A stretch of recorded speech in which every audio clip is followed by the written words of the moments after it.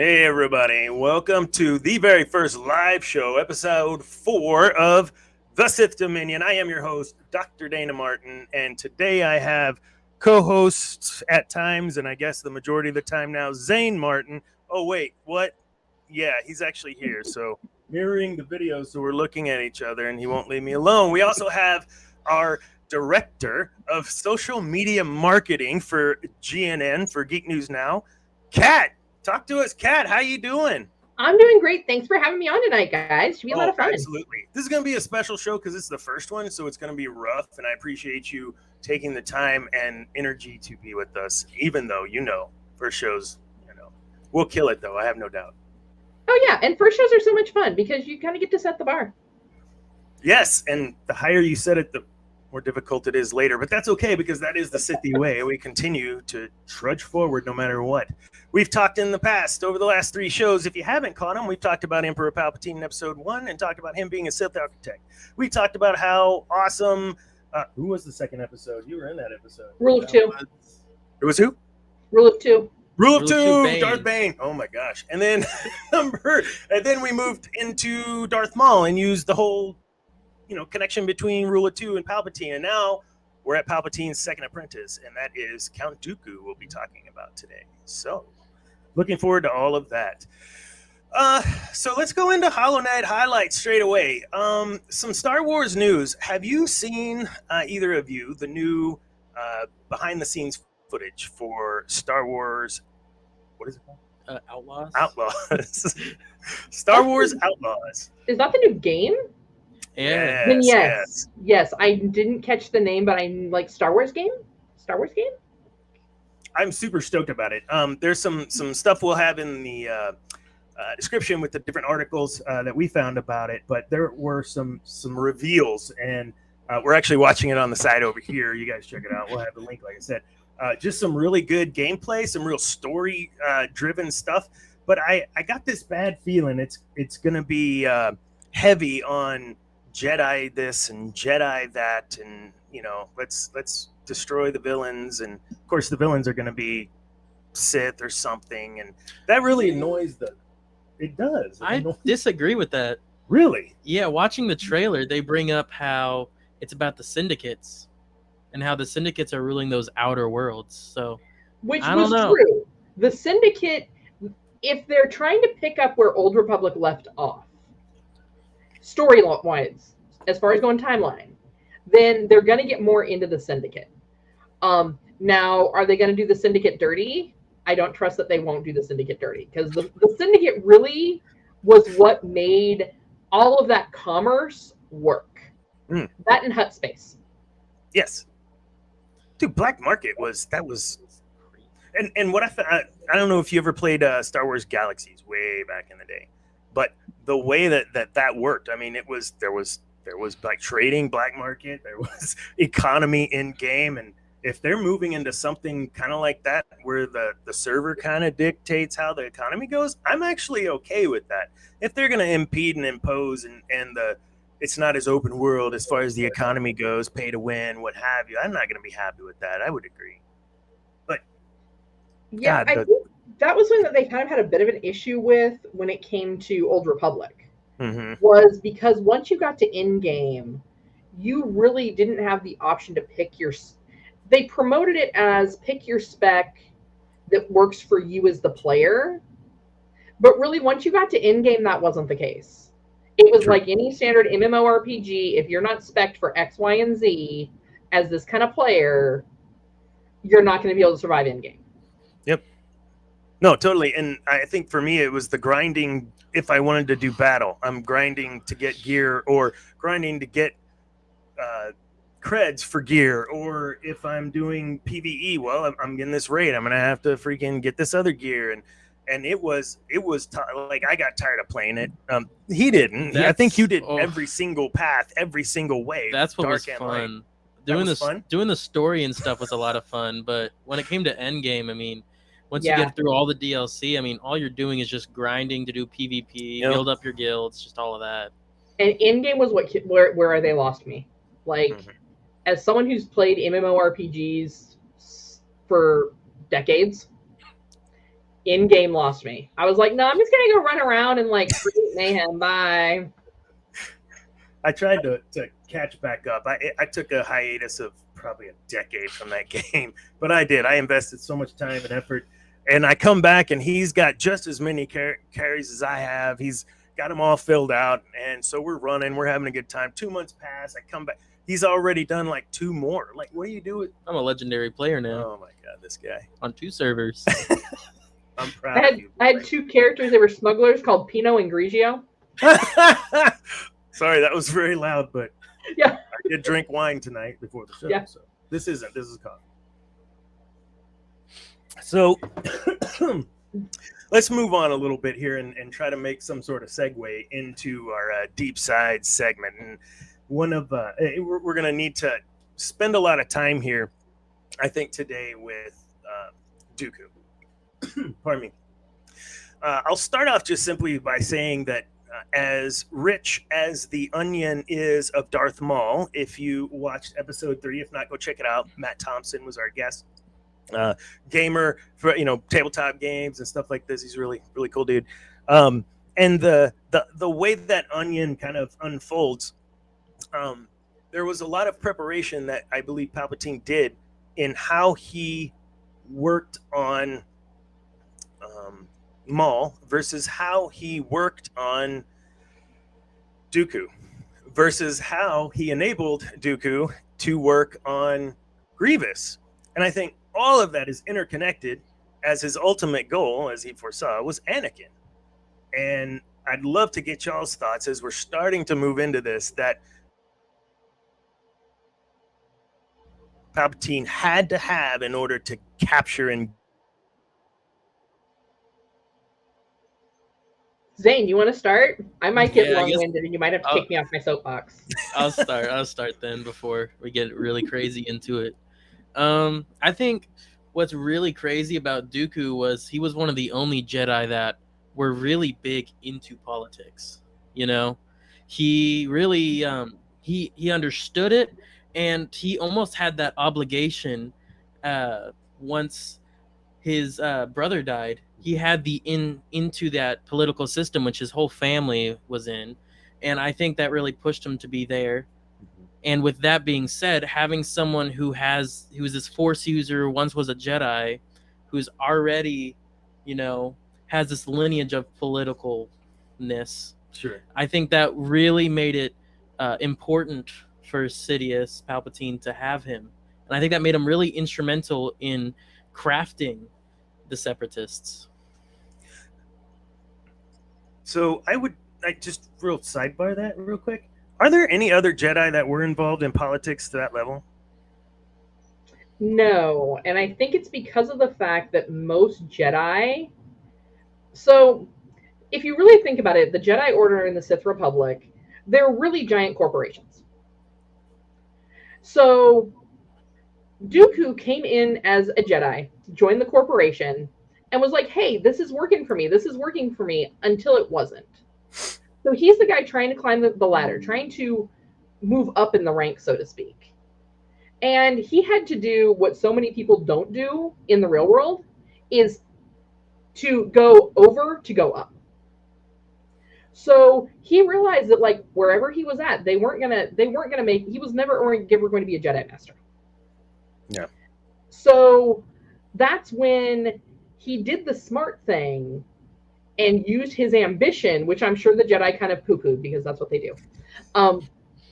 And he took that ambition and took that over to the Sith side. And he wasn't a bad person. He was an opportunist. He saw an opportunity, he saw the door open, and he crashed through that bad boy like Kool-Aid Man. Yes, he did. And for the Sith, that works perfectly because it proved that he was working on building his way up and through. Mm-hmm. Now, with him, I think he probably used Palpatine just as much as Palpatine used him. It was a symbiotic relationship there. Sure. One of the things we were rewatching Tales of Jedi, those episodes with Dooku, and there was a moment where I kind of looked over at Zane going, Oh yeah, the whole let's point out and show all the faults in the Republic and in the Senate, and show how we can remodel that and remold that into what we need it to be for peace and sustainability. And you could see how Palpatine was grooming Dooku in that manner, and then fast forward in the same freaking way that he got Dooku, he was able to get Anakin. And I think that's a part of that three pillar of whether it's Maul, whether it's Grievous, and whether it's Dooku. But you're totally right. And if we take that a step further, I like how you started moving into using Palpatine, because he absolutely used Palpatine and how he could bring in his own little not armada. What's the word I'm looking for? Apprentice, but his own little group around him. Because we're starting, then we look at yes, absolutely, or coven, or whatever. If we're going that route with the Night Sisters, but yeah, I mean that was his very next step. Okay, now what do I need to do? I'm gonna try to seize my opportunity. I'm gonna use Sidious to my vision. What's my next step? Ventress. So what do we think of Ventress? Ventress was his way into Dathomir, but I don't think he understood what he was really getting into on Dathomir. No. Like, if you understand Night Sister culture, then you would have known when you were offered, here, I'm going to give you my son as an apprentice. Nah, bro, that's a trap. That's a red flag right there. Because men in that society aren't valued for anything, so why would they give you him as some sort of piece of value? He's not valued to them. No, that was perfect. And it's insane the way that you when we know the viewer, right? Like, oh, this is not, I don't know what's going to happen, but I know lore, and I know this is not going to end well for him. And it didn't, quite frankly. Well, it didn't end well for the witches, but it didn't end well for him either. He suffered immensely. Sorry, I cut you off. I thought you were about to say something. No, I mean, y'all kind of all got it right there. I mean, well, you and I were talking earlier today, and you were talking about Mother Talzin and all of that, and I'd love for you to touch on that, because that was some good stuff. I can't repeat it. I mean, I brought up how it was very smart of Sidious to instruct Dooku, because he instructed Dooku to kill Mother Talzin and all of them. And I thought that was a very smart move on their path, just because the Night Sisters don't like Force users. They don't like them. And just that one thing is a catalyst for so many things that could have happened for the eventual demise of the Empire. Whether or not Palpatine wanted to control Dathomir, and whether or not the Empire would have even touched Dathomir like it could have, or like it did. I mean, I was just saying that was very brilliant of him. I would agree. In the way he did. Absolutely. And when you see how all of that ended up playing out, I don't know that it could have ended any other way for either of them. I don't know. And that's a whole nother thing. And actually, I'll kind of give you a little secret. We're going to talk a lot more next episode about Ventress. She's going to be our topic, and more specifically, just the Night Sisters in general, and that dark side alchemy and dark side witchery and all the fun stuff. It's underrated. And you know, go back to the Maul onion that was in the episode. I just love that Matt used that, because it's huge, the amount of not just what is revealed in the animated series, but also if you've read any of the Legends books. Darth Maul explained to him, because he didn't read it. I mean, that was a planet that Han won gambling and gave to Princess Leia before he knew what the heck was on it, you know? So there's a lot of history there. I think we could open up, and why is the dark side concentrated on Dathomir? That's something I probably should know, but I don't. If it's out there, I don't have that answer. Does anyone on this show have this answer? Not currently. No. So that, I think, probably gets back to before the First War. Yeah. Before the destruction of Revan. Way before. Man, that would have been, yeah. That's that's way back there. ancient. So what? Old Dooku had some parts of his leadership and parts of his style of influence, as I like to use on this show. And we like to compare to real life scenarios on this show, and we like to compare to real life people if we can. And I want to start off by talking about Napoleon. So Napoleon, we all know Napoleon was a French and military and political leader. He was famous for Louisiana Purchase and all of that during that time. I don't want to go into a history lesson, but understand that there was a lot of diversity, if you will, within the groups that Napoleon had to pull together to work towards that goal. What I thought Dooku, even though I believe it was in a book. The book, what was the book that you just read? Dooku Jedi Lost. Jedi Lost, yeah. Where he did you read that, Kat? I have not read that one yet. So I actually had to kind of brief myself. I was like, hold on, Dooku. I know who that is. Hold on. Okay, that one. Okay. Like, yeah. Sure. And so there was a lot of maybe misleading by Dooku on the outside about how he really felt on the inside. So he may not have really liked working with the different separatist alien groups. But on the outside, that's who the separatists were essentially made up of. And when you look at how all of that's going to play out, I find it interesting that he would put aside his feelings of lack of diversity and hide that as a means to an end. Why is that important, or is that something we can use today? Absolutely, but just don't enter it with the intention of Geonosis being blown to bits or whatever. Like enter into it with that diversity of, hey, oh yeah, you're from, wherever, let's pull you in. Oh, you actually have this experience with this product, let's pull you in. So when you're working towards that same vision, unified in diversity and in that vision, that's exactly what Dooku did, and that's why he was successful as the separatist leader. And I want to send this over to you, Kat, because you were talking a little bit about that point of using some of this dark side lore in a good way to further your vision, sustainability, et cetera, within your business. Well, and with that, here's really where it gets down to. And this is what people don't realize. When you really stop and look at people who have ambition, and I know we haven't talked to him as much. I know it was kind of touched on that later. We're going to talk a little more about like Steve Jobs. These are people who maybe didn't have all the tools they needed to succeed, but they knew people who did. And if you look at that, that's exactly what Count Dooku did. He went out and said, okay, I'm probably not the best man for the job. I'm middle management at best. But if I get all these great people around me that can help me accomplish all of these really complex tasks that Palpatine keeps throwing at me, I'm going to be successful.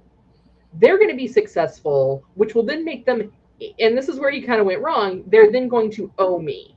Not so much. But he had the right thought process of bring in as many people from around the universe as you can. I mean, he traded in Hutt space. He traded with the Night Sisters, which, I mean, there are very few people outside the Night Sisters that the Night Sisters deal with. He just basically collected this little team of people that ultimately he ended up betraying because, hubris got the best of him.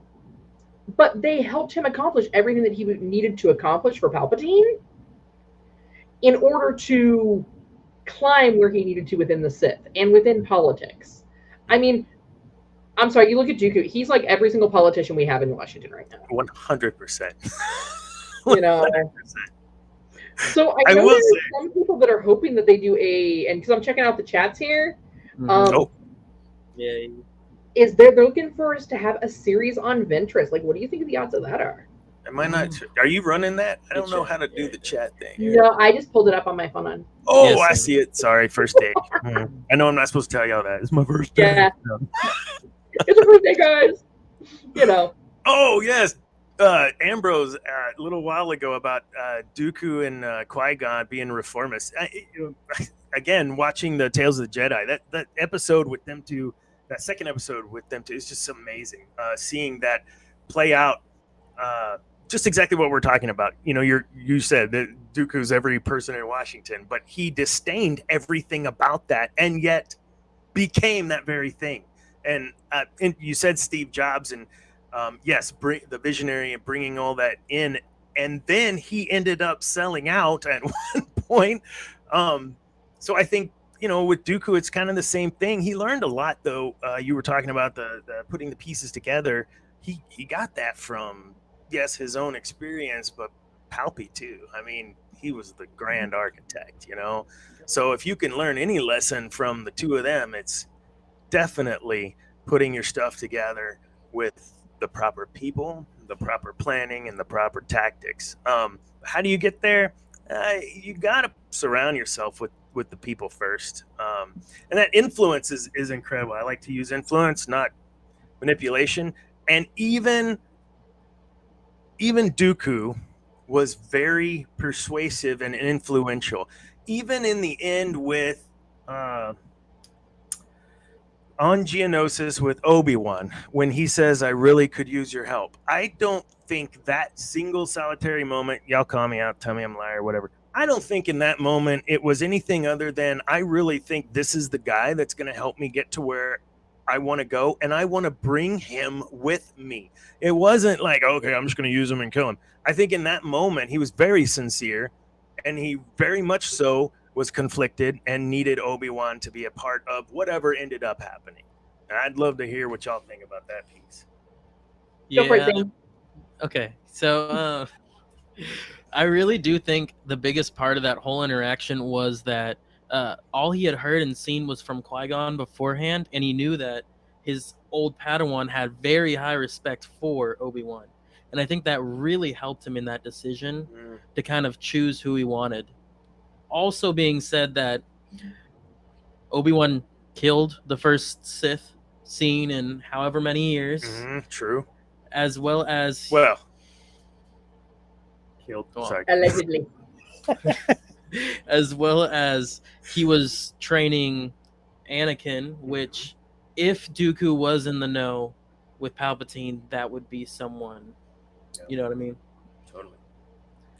Yeah. Okay. I think also they both saw the problems both sides had. Let's face it, if anybody tries to say that either the light side or the dark side was 100% right, no. They had great ideals, but it's just like the Crusades. You know, too much of a belief in anything can become dangerous if it's not kept in check. And I think at that point, Dooku started to see where his desire for power and ambition was leading him to a path that maybe he didn't fully want to be on. And he hoped that his old friend could bring him off that ledge and keep him more moderate and middle of the road between the two sides. Sure. And, you know, that's a great point about Kenobi, too. Kenobi, I would think, and I may not be wrong, I don't think I want to die on the hill, but he seems like probably the most credible, valid Jedi master, pure-wise, the most pure-wise that we know thus far.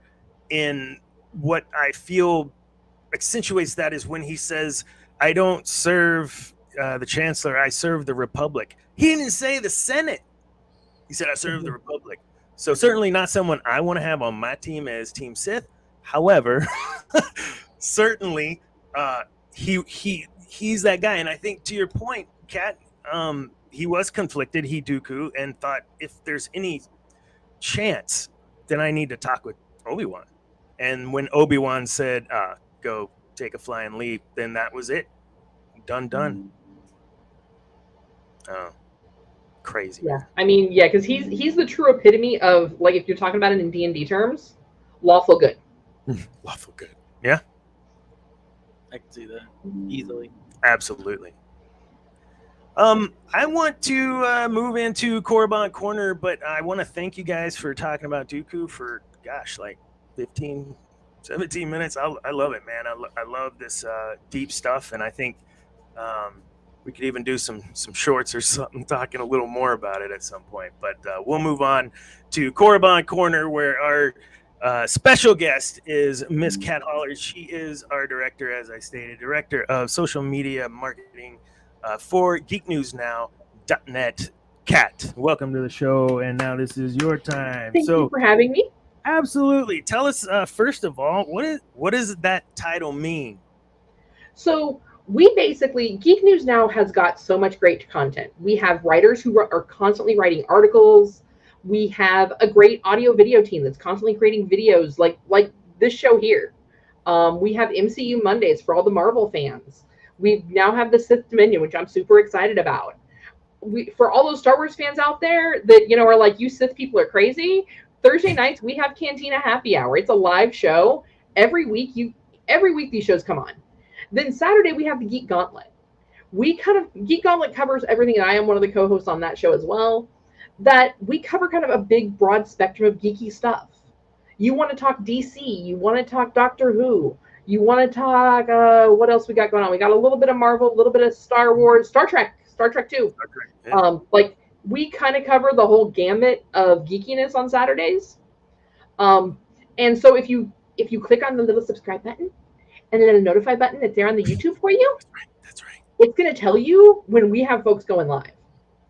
And we love it when you guys hop into those conversations and chat with us. So in addition to that, though, you can follow us on Facebook, Instagram, Threads, Twitter, TikTok. We're always going to be putting out content to let you know when we have new content up. So we also have 2 podcasts. We have Captain's, I always get this one wrong, Captain's Log Lightsaber, Captain Logs and Lightsabers. Sorry, I always get the L's all blah, blah. And that's a podcast that comes up a couple times a month. We have Cam in Focus. We're starting to get a little more content coming back in from there. They had to take a little bit of a break. But yeah, and we're always going to let you guys know when we've got content coming up. So always keep an eye on those platforms. And chat with us. We love it when you guys chat with us in the comments. So, you know, no, we don't want to tell Ambrose to shut up. Not yet. No, talking about the dark side with us so he can keep chatting. It's fine. But yeah, so that's really what we're about. We're about getting that content out there to the fans, because for me, someone who grew up in a small town where, you know, the geekiness was few and far between, and you really had to look in the little pockets of Tatooine to find it, you know, my goal is to get that out there to the masses. You know, maybe someone doesn't have a lot of people around them that they can talk about Star Wars with, or DC Comics with, or Marvel shows with. Guess what? That's what we're here for. And, you know, we're originally based out of Texas, but we do have writers and content creators that are nationwide. So there's always something to kind of chat about there. Yeah. So tell us about your passions with the nerdydom. Oh, my fandom is I collect fandoms. But I'm also an avid tabletop gamer. So whether it is Dungeons and Dragons, whether it is Cyberpunk, whether it is Vampire the Masquerade, I have a Fallout book, I have a Doctor Who RPG I haven't started running yet, that actually kind of was what led me to starting my own business, in addition to what we do at Geek News Now that deals with tabletop gaming accessories. Nice. You know, this fun little piece here. Yes, love it. Yes, it's a lovely little dice tower, so that way you get those even rolls. Or if you have someone at your table that has metal dice and they keep rolling 20, be like, I'm sorry, I'm just going to drop that through the tower, because that's one too many 20s in a row. So yeah, that's about me. What else y'all want to know? Oh my goodness, I don't know. So you have been a part of GNN for how long? Since the beginning, since 2020. Actually, I came out a little bit after, right at the beginning of 2020. I was aware of it in 2019. I had another project I needed to finish up on before I was able to come on, and I came on as a writer. I then, as things started to open up a little bit more, we finally kind of came out of all of our, self-imposed quarantines. Mm-hmm. And more conventions and events started happening. I started working with David Gramillion, who is our Grand Poobah director, to work on getting more people out to events in their local areas. Because like we said, we do really want people to understand we are fueled by the fans, and we want to be out where the fans are, because we're fans ourselves. Yep. So with us being fueled by the fans, that way it gets them, basically, like I said, come chat with us. We'd love to hear from you.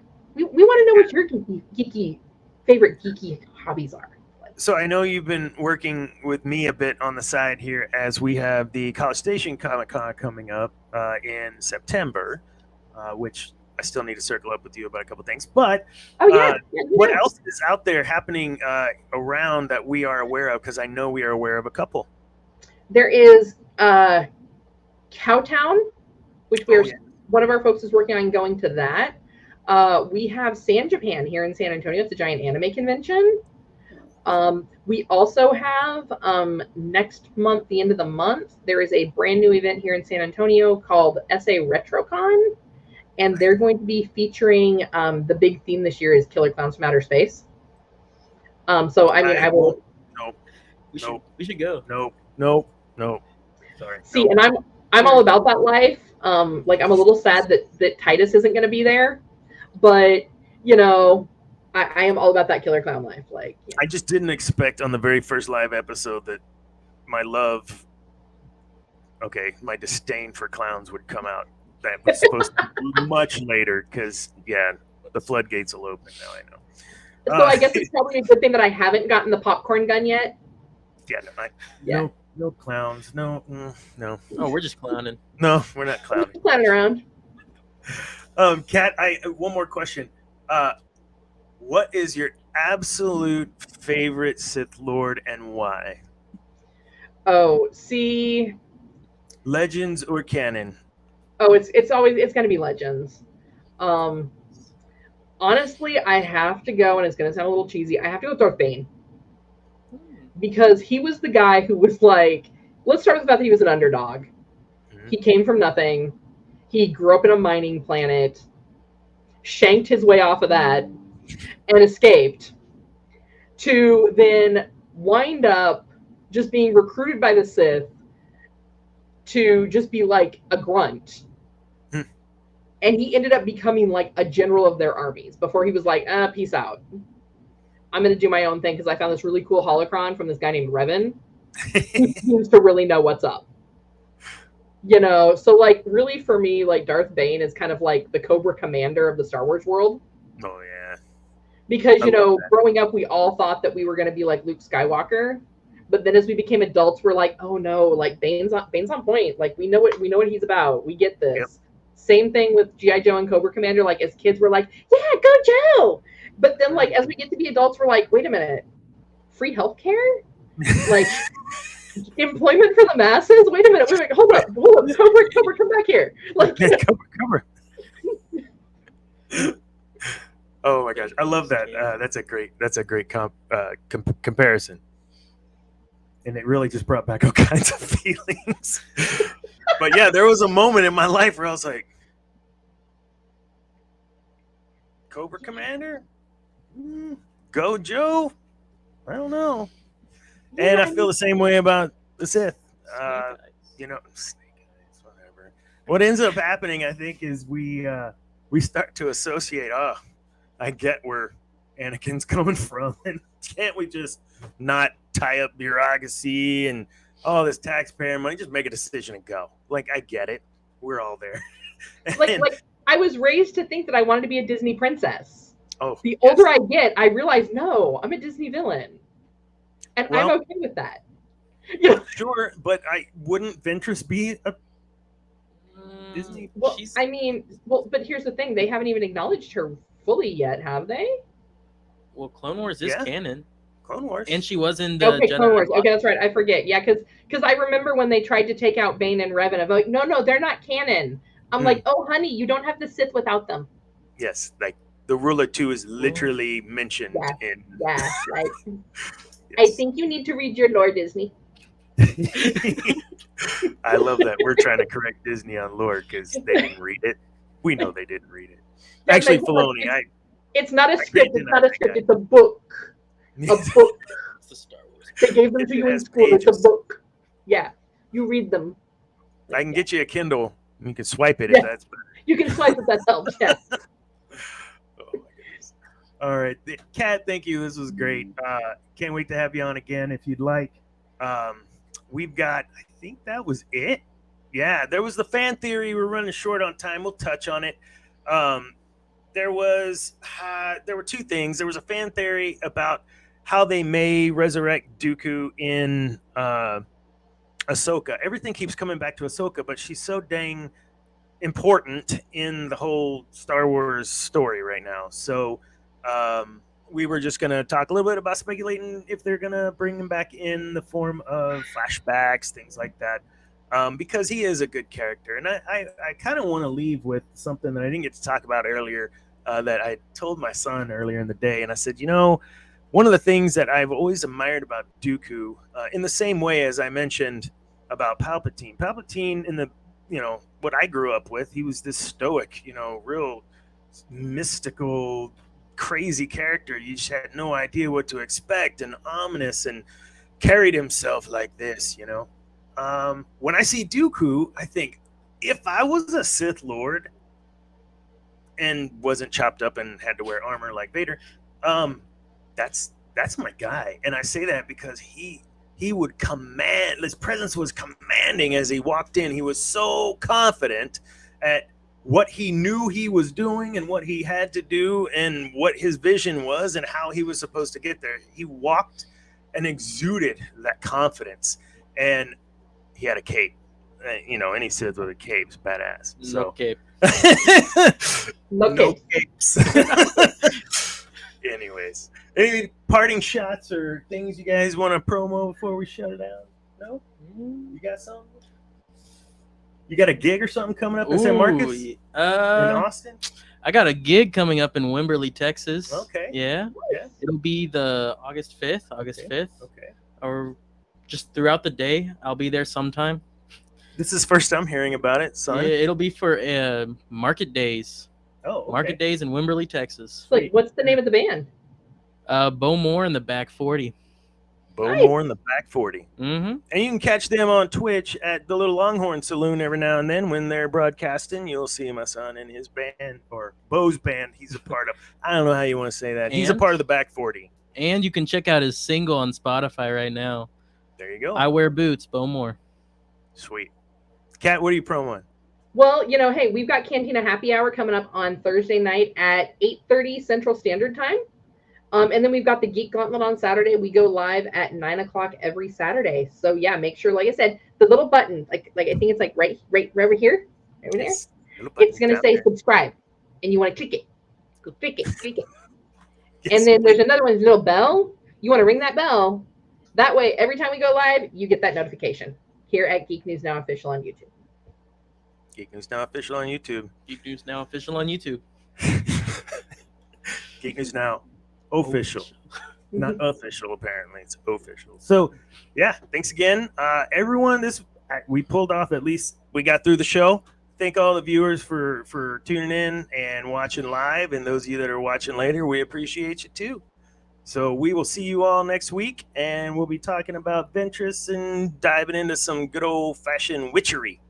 Y'all have a good one. And, one more thing. So if you watch episode 1, I end that show terribly, and I left it in because I thought it was funny, making fun of myself. I need to figure out a way to end the show, a nice catchphrase. So anyone wants to throw something in the comments, that'd be great. Now, we will see you all next week. Check us out at geeknewsnow.net, Geek News Now Official, thesithdominion.com. Thank you all. Bye.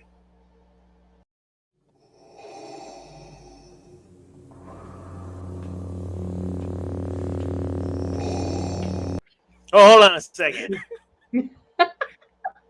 Because I did have a catchphrase for the end of the show today, and I got all. And remember, kids, Peace is a lie. There's only passion. Okay, good.